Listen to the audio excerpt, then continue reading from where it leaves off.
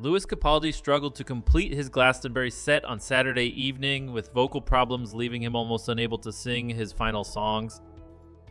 The show was supposed to be a comeback after Capaldi canceled 3 weeks of shows to rest and recover amid concerns for his health. But despite a warm reception from the crowd, his voice quickly faltered and he left the stage looking dejected. "Glastonbury, I'm really sorry," he said. "I'm a bit annoyed with myself. By the end of the set, he suggested he would need to take more time away from public life to recuperate. I feel like I'll be taking another wee break over the next couple weeks, so you probably won't see much of me for the rest of the year, maybe even. But when I do come back and when I do see you, I hope you're still up for watching us." As his band played Someone You Love, the singer largely stayed silent, with the crowd carrying him along in an affectionate wave of support. "I genuinely dreamt of doing this," he said as he walked off. "If I never get to do it again, this has been enough." A tale of two halves. Foo Fighters make surprise return to Glastonbury. The singer has been remarkably brave in discussing his struggles with anxiety and the pressures of fame. Last year, he announced that he'd been given a diagnosis of Tourette's syndrome, and he recently appeared in a candid Netflix film documenting his mental health issues. "When I have a panic attack, it feels like I'm going insane, completely disconnected from reality," he told the director, Joe Perlman. "I can't breathe. I can't feel my breath going in. I get dizzy. I feel like there's something happening to my head. I'm sweating. The big thing for me with it is I'm always going to feel like this. Now this is me."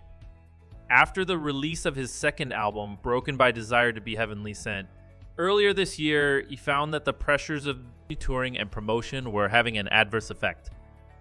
On 5 June, he posted a statement on social media saying he was scrapping all of his tour dates in the run-up to Glastonbury to recuperate.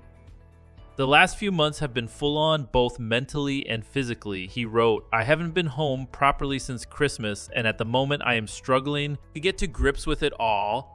I need to take a moment to rest and recover to be at my best and ready for Glastonbury and all of the other incredible shows coming up so that I'm able to continue doing what I love for a long time to come." He was given a hero's welcome when he walked out onto Glastonbury's biggest stage, drawing a crowd to rival the one that watched Arctic Monkeys on Friday. After playing Forget Me and Forever interrupted unexpectedly by a fly pass from the Red Arrows, the audience started chanting "O.A. Lewis Capaldi" to the tune of the White Stripes Seven Nation Army. "That's enough," he scolded. "I don't need Jack White making money off this situation." But as the chorus continued, he began to feign exasperation. "All of you, I imagine, would make terrible lovers. You're so keen. Let me tease you a little bit, please." And tease he did, introducing Pointless with a bit of banter about how he'd written the song with fellow ginger Ed Sheeran. "So, ladies and gentlemen," he announced, "Ed Sheeran is not here." But by the 5th song, his voice began to sound raspy and fractured. "I really apologize. You've all come out and my voice is really packing in," he said in the first of many apologies.